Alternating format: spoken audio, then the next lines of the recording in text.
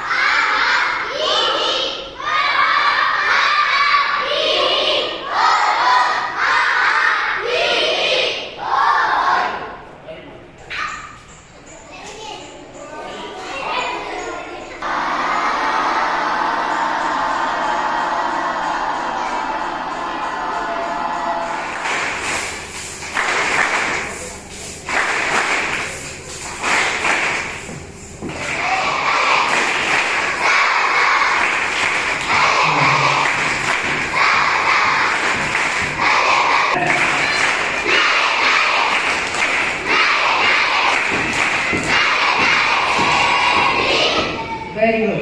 Please start.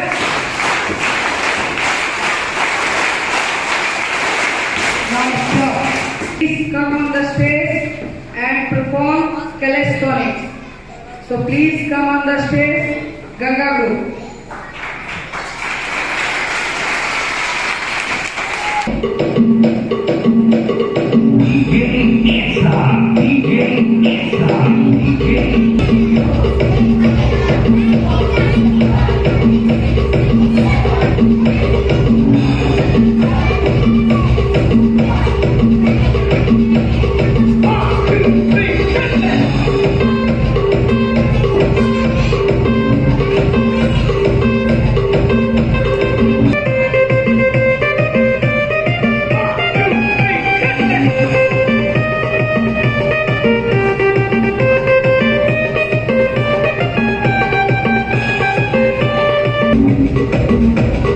School के निदेशक अनुराग बताते हैं कि बच्चों को किताब का बोझ कम दिया जाता है। उनका मानना है कि हमारे आसपास वातावरण में ही प्राकृतिक रूप में पेड़, पहाड़, पक्षी, पौधे खुली किताबें के रूप में मौजूद हैं। बच्चों में उबाऊ शिक्षण से बचने के लिए प्रत्येक एक क्लास के बाद पैटर्न बदल दिया जाता है, जो बिल्कुल अनोखी है। नेचुरल विद्यालय में अधिकांश बच्चे बिल्कुल ग्रामीण क्षेत्रों के बच्चे पढ़ने आते हैं। कुछ ऐसे बच्चे भी हैं जो फीस नहीं दे सकते हैं, उनको फ्री शिक्षा दी जाती है। ऐसे छात्र भी हैं जिनके अभिभावक आर्थिक अभाव में शराब बेचने का गांव में काम करते हैं। उनके बच्चों को भी यहाँ निःशुल्क पढ़ाया जा रहा है और वे आज फराटेदार अंग्रेजी बोल रहे हैं। मेरा नाम बीरबल कुमार है। मेरा गांव आज़ाद बिघा है। मेरे गांव में स्थिति ऐसा हुआ कि मेरे गांव के लोग थोड़ा अधिक पैसा कमाने के लिए वो शराब बेचना शुरू कर दिए। उससे हुआ कि घर में लड़ाई होता है, उससे बचने के लिए हम यहाँ ज्वाइन किए। यहाँ ज्वाइन किए तो इससे में हमको बहुत कुछ सीखने के लिए मिल रहा है और बहुत कुछ कर पाते हैं। जैसे कि यहाँ जैसे कि फैल कर बात होते हैं, जैसे फैल कर बात कर पाते हैं। I can talk about any topic which is such as we have to talk to each other, how to talk to with anyone, so we can talk. Natural school 1974 छात्र आंदोलन में सक्रिय भूमिका निभाने वाले जेपी सेनानी उपेंद्र सिंह ने खोला है और उनके बच्चे अनुराग कुमार और अभिषेक कुमार सपरिवार समाज में सहयोगात्मक सोच के साथ स्कूल चला रहे हैं ताकि बच्चों के अभिभावक पर आर्थिक बोझ ना पड़े और ग्रामीण बच्चे पढ़ाई से वंचित ना हो सके। MCN न्यूज़ के लिए सुभाष। हमारा ऐसा मानना है कि शिक्षा का मूल काम है कि बच्चों को कैसे ईगोलेस बनाया जाए, शून्य कैसे बनाया जाए, तो इसको लेकर हम काम कर रहे हैं। इसके लिए हम ये देखते हैं कि आज चारों तरफ स्कूल्स में कंपटीशन और कंपैरिजन है, जबकि बच्चे कंपैरिजन और कंपटीशन की चीज़ नहीं है। हमारे पूरे सिस्टम में कोऑपरेशन है, तो हम कैसे कोऑपरेटिव माहौल में बच्चों को खड़ा करें ताकि बच्चों को कोऑपरेट कर सकें। और हमारे यहाँ मूल कंसेप्ट है कि टीचर्स की भूमिका ना के बराबर है, बच्चों को खड़ा करने में मेन भूमिका अदा कर रहे हैं। किस तरह से पढ़ाई की यहाँ पर व्यवस्था है? यहाँ पे हम लोग बच्चा को उबाऊ शिक्षा नहीं हो, इसको लेकर के हम प्रत्येक क्लास में क्लास के पैटर्न को, क्लासरूम को सब चेंज कर देते हैं। एक बात। दूसरी बात कि मान लिया जाए कि 1 घंटा का सेशन है और 1 घंटा के सेशन में हमारी चाहत है कि 50 मिनट बच्चे काम करें और मार्गदर्शन की भूमिका में 10 मिनट टीचर काम करें। यानी टीचर की भूमिका न से ना हो और बच्चों की भूमिका अधिक से अधिक हो। ये पैटर्न पर हम काम को खड़ा कर रहे हैं और प्रत्येक क्लास के बाद क्लासरूम और बच्चे सब लगभग हमारे यहाँ चेंज हो जाते हैं। एक क्लास के भीतर हमने छोटी छोटी ग्रुप्स बनाई है, ग्रुप्स के भीतर हमने बड़ी सिस्टम तैयार किया है ताकि बच्चों को कोऑपरेट कर सकें, बच्चों को मदद कर सकें। ये हमारा मूल कंसेप्ट है। अमूमन देखा जाता है कि काफ़ी किताबें बच्चों पर थोप दी जाती है, बोझा बढ़ जाता है, इसके लिए क्या आप मैं ऐसा समझता हूँ कि किताब की भूमिका तो है एजुकेशन को देने में, लेकिन हम समझते हैं कि हमारे चारों तरफ किताब तो फैले हुए हैं। ये पहाड़, ये आसमान, ये पेड़, ये पौधे, ये पशु, ये पक्षी, ये किताब ही तो है।